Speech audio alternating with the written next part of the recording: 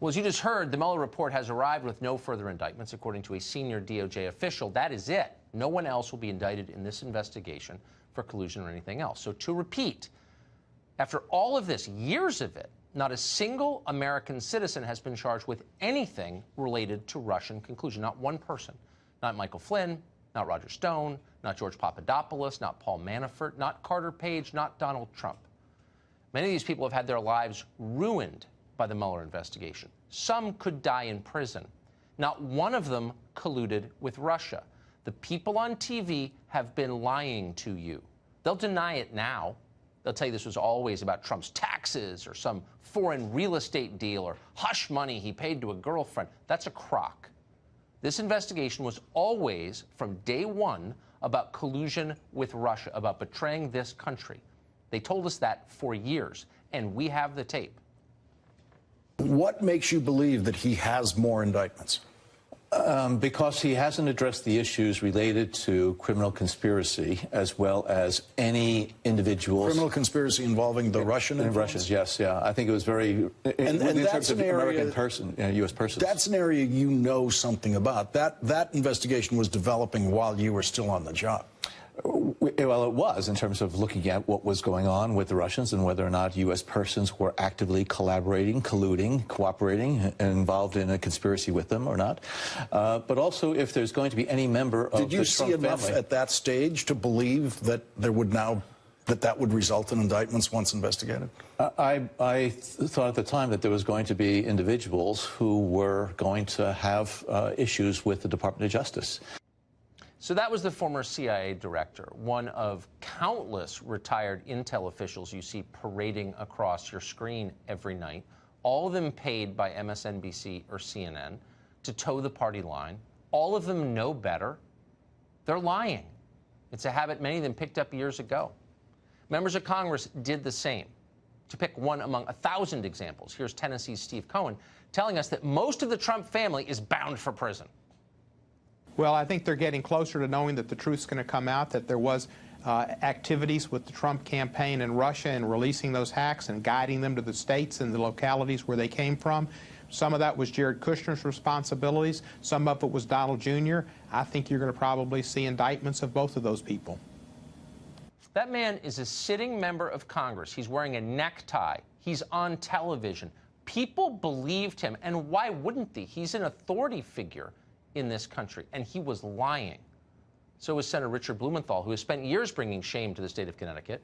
He embarrassed himself even further with his mock certainty on this and many, many other occasions. There are indictments in this president's future. They're coming. Whether they're after his presidency or during it, obviously the Department of Justice said cannot indict a sitting president. And of course there was Howard Dean. He's the former governor of Vermont. Dean was also, if you can remember that far back to 2004, a presidential candidate. At one point, it looked like he was going to be the nominee of the Democratic Party. He went on to run the DNC. He's on television constantly. People have long whispered that Howard Dean is not all there. They say he yells so much because he can't think very well. They claim he's so slow it takes him an hour and a half to watch 60 Minutes. You don't want to believe any of that's true. It sounds cruel. On the other hand, they might be right. We believe we may well have a criminal in the White House, and the next step is going to be the Trump family itself. I expect that there's a good likelihood Jared Kushner will be indicted for money laundering, and then we're going to have to see how far the Russian involvement goes. This is serious business. These people are undermining our democracy. It was never serious business. Another lie. It was ludicrous. It was always ludicrous. But no matter how much evidence you muster, you will never convince Congressman Eric Swalwell of that. Swalwell is the original collusion truther. There's no element of the Russia conspiracy that Swalwell, who's been on the show many times, isn't eager to believe and magnify. He really ought to have an overnight show on AM radio. He'd be able to tell us how Putin secretly runs Bilderberg. CNN, of course, loves Eric Swalwell. For years, that channel has broadcast uncritically virtually every lunatic claim Swalwell has ever made. Here's one example. It's looking more and more, Wolf, that Donald Trump was a part of a criminal campaign, a criminal transition, and now presides over a criminal presidency. a criminal presidency. What's criminal is what just happened. We have lived through 3 separate investigations into Russia collusion, not just Mueller, but a committee in the House and a committee in the Senate. And they spent years looking in this. And in the end, they found nothing. But during that time, this country, the country they're supposed to be running, has become obviously and measurably worse. Suicide, drug ODs are up. Life expectancy is falling. The borders are a mess. We have no clue who lives in this country, to the tune of millions of people, maybe tens of millions. We have no idea. The schools are a joke. You wouldn't send your kids to them if you had a choice. Infrastructure is crumbling. Hundreds of thousands of Americans sleep outside every night. So what are our leaders talking about? What do they spend their time obsessing over? What do they get TV bookings to rant about? Some irrelevant meeting with a minor Russian lawyer in Trump Tower 3 years ago. The New York City subway barely works. The largest city in the United States smells like garbage. People are fleeing it. What is Bill de Blasio, the mayor, talking about? He's ranting about Putin. This has been a disaster. How can we let the people who are responsible for it continue as if it never happened? How can Eric Swalwell and Adam Schiff keep their seats in the House of Representatives? They should resign.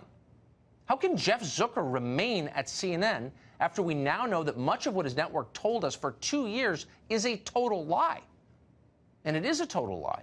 And what about the victims of this monstrosity? There are many. Roger Stone is facing life in prison.